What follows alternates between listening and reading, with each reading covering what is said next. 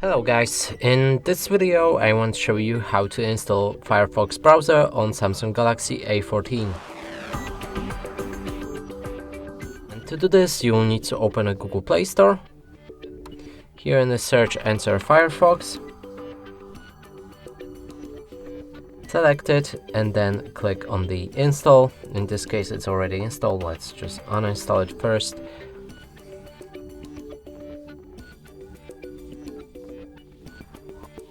When it's ready, click on the open, continue, allow, and here we can begin the setup. So sign in to turn on synchronization with other devices, pick your theme, then toolbar placement, switch between privacy settings and read the privacy notice. Finally, click on start browsing, open any website, and as you can see, it works fine.